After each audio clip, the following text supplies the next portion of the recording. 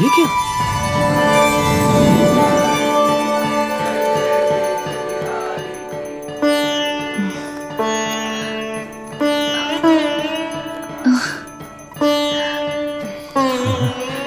लगता है ठाकुर जी की तरह आप लोग भी मूर्त बन गए। जब कृष्ण की मूर्ति ने अपनी माला घनश्याम को पहनाई, तब गोंडा नगर के मुखिया भी वहां उपस्थित थे। उन्होंने जब अपनी आंखों देखी ये चमत्कारिक घटना कह सुनाई, तब राजा गुमान सिंह को उनकी बातों पर विश्वास ही नहीं हुआ।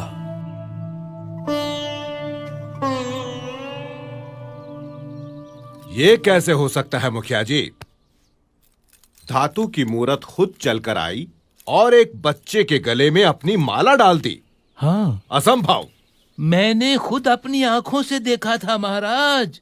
मुझे तो लगता है धर्मदेव जी का मझला बेटा घनश्याम स्वयं भगवान है।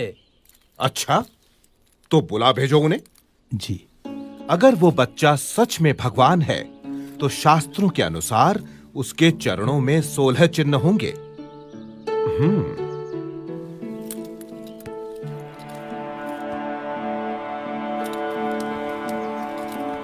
प्रणाम महाराज। महाराज, यही है मेरा मझला बेटा घनश्याम। घनश्याम, जरा अपने पैर सीधे करके बैठो तो।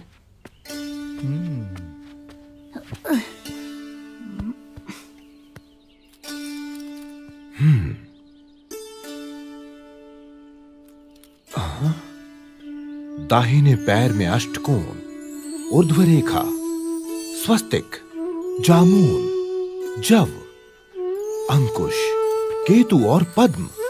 बाएं पैर में त्रिकोण, कलश, गोपद, धनुष, मीन, अर्धचंद्र और व्योम। यानी भगवान के 16 चिन्ह विद्यमान हैं। दोनों पैरों में ऊर्ध्व रेखा अंगूठे और तर्जनी के बीच से पौ के तलवे की ओर जाती दिखाई दे रही है।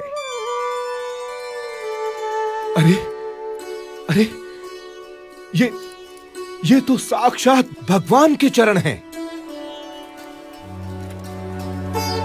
घनश्याम की जय हो, जय हो घनश्याम की।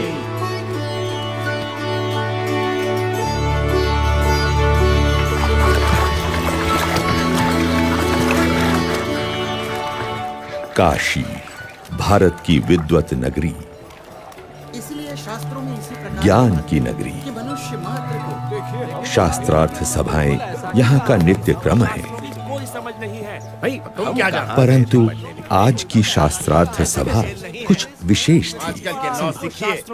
हमें चाहिए, चाहे कुछ भी कहते रहें, भगवान तो निराकार, लेकिन इन शास्त्रों के आपके मानने या न मानने से क्या होता है? नहीं हो जाता। सत्य और असत्य के बारे में ये क्या जानते हैं? शास्त्रों के अनुसार शांतम शांतम विद्वानों, शांत हो जाइए। आप सब प्रकांड विद्वानों से मैं काशी का राज पंडित विनती करता हूँ कि इस गहन चर्चा को हम यहीं छोड़ दें। ऐसे कैसे हो सकता? लेकिन क्यों?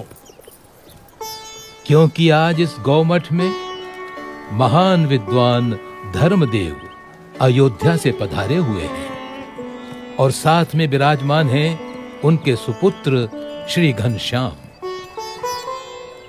श्री घनश्याम की विशेषता यह है कि मात्र 10 साल की उम्र में वेद, उपनिषद आदि सभी शास्त्रों का अध्ययन उन्होंने पूर्ण कर लिया है।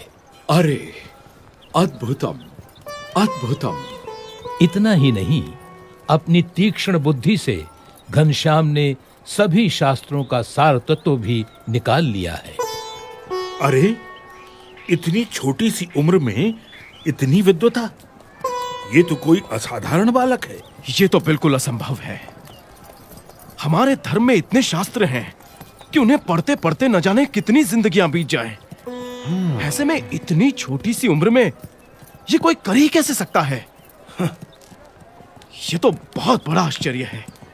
तो इसीलिए मेरा सुझाव है कि घनश्याम जी, आप ही इन सभी विद्वानों के विवाद का समाधान करें।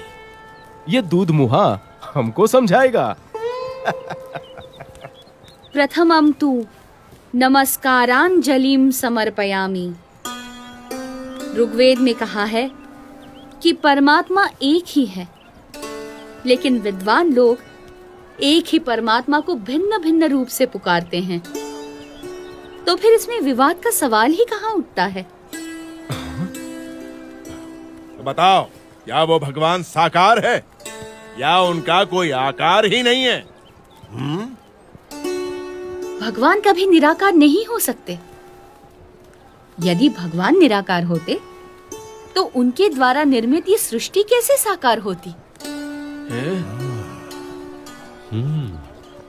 अरे, जिन्होंने इस साकार सृष्टि की रचना की है, वे भगवान कैसे बिना आकार के हो सकते हैं?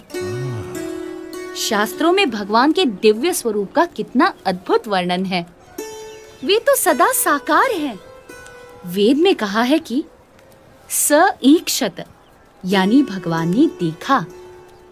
यदि देखा तो क्या उन्हें केवल आंखें ही होंगी? लेकिन यहाँ पर तो नहीं, वे तो सदा दिव्य स्वरूपधारी हैं। घनश्याम का तर्क कितना ठीक और सटीक है। साधु साधु। ये तो कोई विद्वान है या फिर स्वयं भगवान। अभिनंदन, धन्य प्रभु। साधु साधु।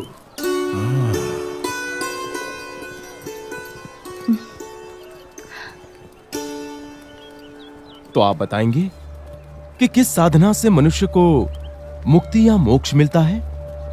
मोह का क्षय ही मोक्ष है।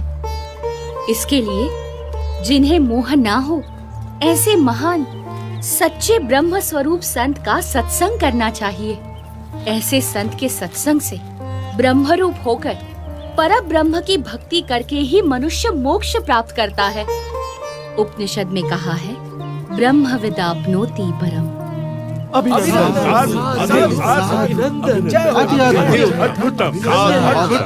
प्रभु। अभिनंदनम। धन्य धन्य प्रभु, आपकी विश्वसनीय वाणी ने सबका हृदय जीत लिया है। यदि हम वर्षों तक चर्चा करते रहते तो भी हम सभी शास्त्रों के सार रूप इस उत्तर तक न पहुंचते, मगर हम जैसे विद्वानों की इतनी बड़ी सभा में निसंशय घनश्याम ने निश्चलता और निर्भयता से ये कर दिखाया है। वो तो सिर्फ परमात्मा ही कर सकते हैं। मैं काशी का राजा घनश्याम प्रभु का सम्मान करता हूँ। बोलो घनश्याम प्रभु की जय। बोलो घनश्याम प्रभु की जय। बोलो घनश्याम प्रभु